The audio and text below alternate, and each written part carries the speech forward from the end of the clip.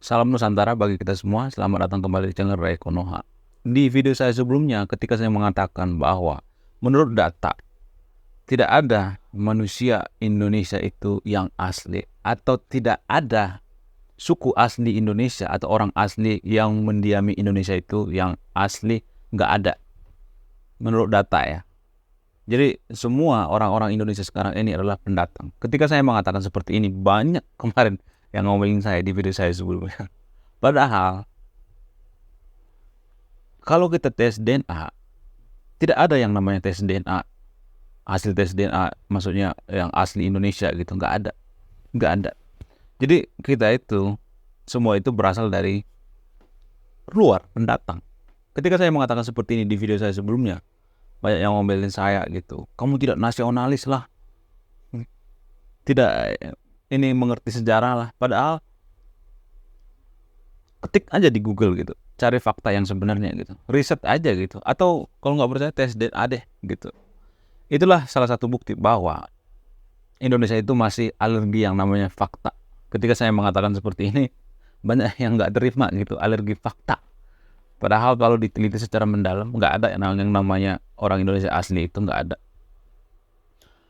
Lalu yang jadi pertanyaan adalah, siapa sebenarnya suku asli Indonesia itu? Siapa sebenarnya orang asli Indonesia itu? Kalau tidak ada yang namanya suku asli Indonesia. Kalau kita tes DNA aneh, nggak ada yang namanya suku asli Indonesia. Lalu yang jadi pertanyaan, siapa yang pertama kali mendiami Indonesia? Dan siapa suku asli yang murni orang Indonesia? Menurut penelitian, penghuni asli Indonesia itu, menurut penelitian dari seorang dokter bernama Du Bois atau Du Bois, tahun 1800-an, beliau meneliti, ternyata ada orang asli Indonesia yang mendiami orang asli Indonesia namun sudah punah, bernama Homo erectus atau Pithecanthropus. Mungkin di antara sahabat yang nonton videonya ketika sekolah sudah diajari ya kayak gitu tuh. Du Bois, Du Bois, apa segala macam kan pernah ya diajarkan di sekolah seperti itu di pelajaran sejarah. Nah, yang jadi pertanyaan adalah kenapa Homo erectus ini punah? Jadi Homo itu kan bermacam-macam ya, ada Homo sapiens seperti sekarang ini. Seperti kita sekarang ini maksudnya. Manusia modern, ada juga Homo erectus. Jadi Homo erectus ini dulu yang mendiami Indonesia pertama kali. Yang jadi pertanyaan, kenapa mereka ini punah? Ada beberapa hipotesa yang mengatakan bahwa Homo erectus ini punah. Hipotesa pertama misalnya, karena letusan Gunung Toba yang sangat gede sehingga mereka punah. Ada hipotesa kedua misalnya. Hipotesa kedua, karena kemalasan mereka sendiri. Dan ada hipotesa ketiga gitu, ada 3 hipotesa. Karena perkawinan silang. Jadi kita akan membahas satu-satu ya, pelan-pelan ya. Mulai daripada karena letusan Gunung Toba, terus karena mereka malas, dan karena perkawinan silang. Jadi kita akan menjelaskan kronologinya atau sejarah lengkapnya. Kita mulai daripada karena letusan Gunung Toba. Letusan Gunung Toba dipercaya oleh peneliti letusan yang paling dahsyat di dunia. Jadi tidak ada letusan gunung berapi yang lebih dahsyat daripada letusan Gunung Toba selama jutaan tahun lamanya. Jadi 70.000 tahun yang lalu Gunung Toba ini meletus. Gunung Toba ini berada di seputaran daerah Tanah Batak, Medan, Sumatera Utara, Samosir, Bakara, dan lain sebagainya. Jadi Danau Toba itu dulunya itu gunung gede banget, namanya Gunung Toba namanya. Dan ini meledak beberapa puluh ribu tahun yang lalu, sekitar 70.000 tahun yang lalu. Meledak dan terjadilah Danau Toba. Jadi Danau Toba itu adalah sisa-sisa daripada ledakan Gunung Toba ini. Makanya di sana ada sebutan dengan kaldera. Jadi kaldera ini adalah bekas daripada danau vulkanik. Diperkirakan jumlah atau kekuatan daripada ledakan Gunung Toba ini 7.000 lebih dahsyat daripada ledakan daripada Hiroshima dan Nagasaki. Gede banget. Bahkan sisa-sisa debu vulkanik ini atau belerang itu sampai ke Afrika. Coba bayangkan, dari Sumatera Utara sampai ke Afrika, saking gedenya. Ada seorang geolog asal Belanda bernama Van Bem. Beliau yang pertama kali mengatakan bahwa Danau Toba atau Gunung Toba ini adalah asal-usulnya itu adalah dari letusan yang sangat gede. Jadi dulu orang-orang di sana, mohon maaf ya, bagi warga orang Batak ya yang nonton video ini, orang Batak yang tinggal di pinggiran Danau Toba itu juga nggak nyangka bahwa dulu Danau Toba itu adalah gunung. Jadi sampai sekarang juga banyak yang belum, mohon maaf ya, belum paham gitu bahwa Danau Toba itu berasal daripada Gunung Toba. Jadi di daerah Danau Toba itu ya, atau masyarakat di sana, orang-orang Batak di sana, mereka lebih percaya Danau Toba itu berasal dari apa? Ada sebuah cerita asal usul Danau Toba, yaitu berasal daripada ikan mas yang seorang suami murka kepada istrinya. Jadi ada cerita lengkapnya, itu ada folklornya gitu. Tapi orang-orang di sana juga, anak-anak kecil masih banyak yang mempercayai ini terjadi Danau Toba itu karena kemarahan suami kepada istri. Karena suami murka kepada istrinya itu adalah seorang ikan mas, sehingga terjadi Danau Toba. Itu adalah versi daripada folklore ya. Tapi berdasarkan penelitian, Danau Toba ini berasal daripada Gunung Toba yang gede banget meletus dan terjadilah seperti kaldera atau Danau Toba sekarang ini. Dan masyarakat di sana itu masih banyak yang, mohon maaf ya, masih banyak yang belum paham gitu, apalagi yang tua-tua gitu. Mungkin yang muda-muda masih paham gitu bahwa Danau Toba itu berasal daripada letusan gunung berapi yang sangat gede banget 70.000 tahun yang lalu. Jadi karena ledakan daripada Gunung Toba ini yang sangat dahsyat, saat itu bumi mengalami perubahan iklim 10 derajat Celcius. Coba bayangkan kalau sekarang rata-rata kepanasan atau iklim berapa derajat, misalnya kalau sekarang ini ya 30 atau sampai 50 lah. Jadi berkurang 10 derajat gitu, sehingga awan saat itu menghitam. Bayangkan sampai ke Afrika, coba debunya sampai ke Afrika, sehingga saat itu makhluk hidup itu sangat tersiksa ya. Jadi besar kemungkinan makhluk hidup yang tinggal di sekitaran Danau Toba, jangankan di sekitaran, ribuan kilometer dari situ juga pasti musnah. Karena lavanya, karena belerangnya, vulkaniknya, debunya. Sedangkan gunung yang, contoh misalnya Gunung Sinabung yang dekat Danau Toba itu juga sudah banyak memakan korban jiwa kan. Apalagi gunung yang gede banget, yang ledakannya itu 7.000 lebih kuat daripada ledakan Hiroshima dan Nagasaki. Coba bayangkan. Sehingga saat itu dipercaya oleh para peneliti, menurut hipotesa pertama tadi itu, Homo erectus punah. Bagaimana mungkin Homo erectus itu bisa bertahan di Indonesia kalau awan tiap hari itu menipis gitu. Bukan menipis, maksudnya menghitam gitu, kemana-mana gelap, terjadi iklim yang sangat ekstrim, makanan-makanan semuanya ditutupi oleh debu-debu vulkanik. Kalau mau keluar juga zaman itu belum ada masker.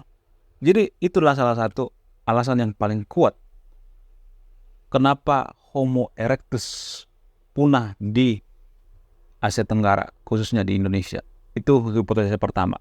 Sekarang hipotesa kedua. Hipotesa kedua mengatakan bahwa Homo erectus ini adalah Homo yang paling malas sedunia.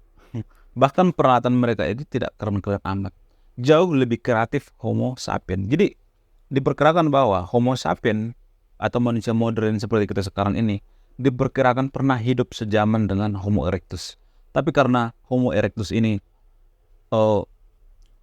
tidak kreatif gitu, malas-malasan gitu, seperti warga Konoha gitu, santuy-santuy gitu. Orang-orang sudah berlomba-lomba untuk menciptakan teknologi, kita masih santuy-santuy gitu, santuy-santuy aja. Hidup mah nggak dibawa mati gitu, duit mah nggak dibawa mati gitu, santuy-santuy gitu. Apapun yang terjadi santuy gitu. Jadi saya melihat di Konoha itu ada semacam istilah santuisme gitu, atau santuism. Jadi hidup berleha-leha gitu. Nah, Inilah alasan kenapa Homo erectus ini punah. Mereka juga tidak hanya malas, mereka juga kolot. Kolot dalam berpikir maksudnya. Mereka malas berpikir, ya hidupnya di sekitaran gua itu aja. Mencari makanan juga sekitaran gua. Sehingga mereka sangat susah menyesuaikan dengan lingkungan.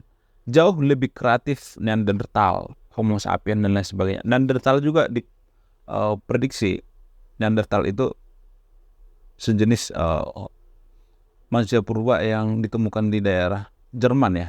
Mereka itu lebih kreatif daripada Homo erectus ini. Walaupun Neanderthal itu diprediksi sudah punah dan mengalami kawin silang dengan Homo sapiens. Homo erectus ini kalau misalnya ada cuaca, ya mungkin ini ada berhubungan dengan letusan Gunung Toba itu. Karena letusan Gunung Toba yang sangat gede itu, sehingga mereka malas keluar gua dan mereka cuma di situ aja meratapi nasib gitu. Ya hidup mah jangan muluk-muluk amat. Ya hidup mah gitu aja. Kita mah orang kecil, biarkanlah pemerintah yang bekerja. Ya mungkin seperti ini ya, seperti ini.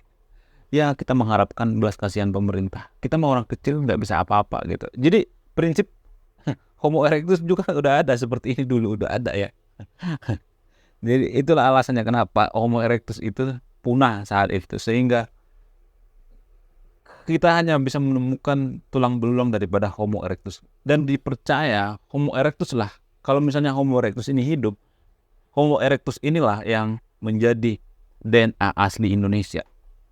Jadi ada spekulasi yang mengatakan bahwa orang Papua lah yang pertama kali menempati Indonesia, yaitu Melanesia. Sebenarnya Melanesia ini bagian daripada Homo sapiens. Jadi migrasi dari Afrika itu kan pertama Homo erectus migrasi ke Asia Tenggara atau ke Indonesia, dan migrasi kedua itu migrasi daripada Homo sapiens, dan didului oleh apa? Yang pertama kali menempatin Homo sapiens pertama kali menempatin Indonesia itu adalah Melanesia menurut penelitian. Jadi bukan berarti orang Papua yang pertama kali menempati Indonesia, bukan ya. Akan tetapi yang pertama kali menempati Indonesia itu menurut arkeolog atau geolog, yaitu Homo erectus. Namun Homo erectus ini sudah punah. Karena apa? Karena ada beberapa banyak alasan gitu. Dan alasan yang paling masuk akal itu karena letusan Gunung Toba dan karena kemalasan mereka. Sekarang hipotesa ketiga misalnya. Hipotesa ketiga ada penelitian yang mengatakan, saya ngambilnya dari AI ya.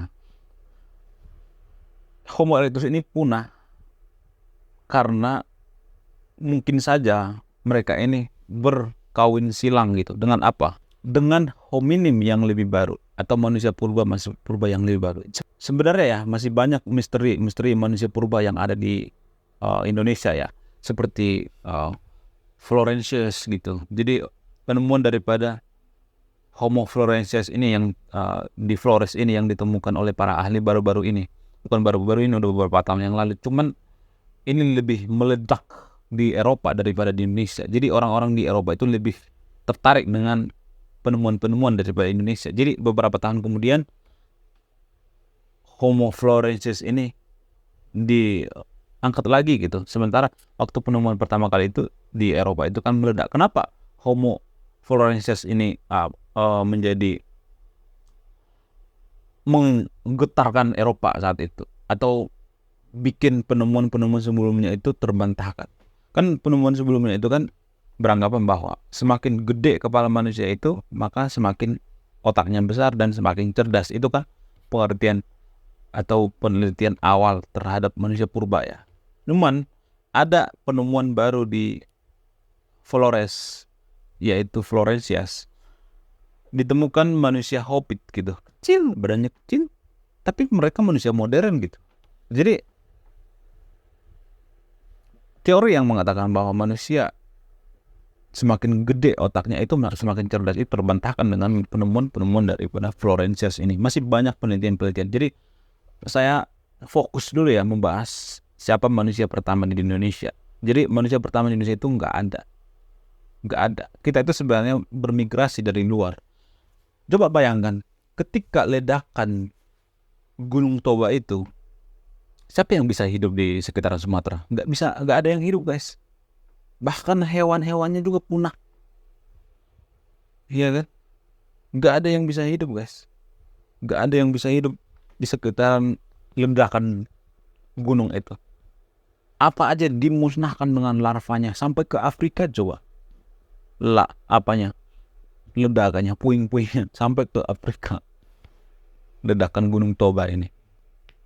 Jadi itulah salah satu bukti bahwa di Indonesia itu nggak ada yang namanya suku asli Indonesia. Mohon maaf ya, dengan besar hati saya, dengan berat hati maksudnya saya mengatakan seperti itu. Bukan berarti saya tidak nasionalis ya, tapi saya harus jujur gitu.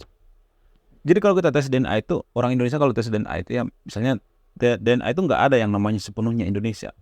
Itu campuran dari Filipina, dari Vietnam, Kamboja, dari Asia Selatan, dari Yunan, Cina, India, atau dari Arab gitu. Ada campuran-campuran dari yang lain-lainnya. Nggak ada yang namanya DNA Indonesia, karena Indonesia itu dulu ada penghuni asli Indonesia, yaitu Homo erectus ini, namun punah. Oke, sekian video ini. Saya Ray Konoha. Semua yang saya katakan di sini ada referensinya. Saya mencantumkan di video dan juga di deskripsi ya. Oke, saya Ray Konoha. Salam rasional.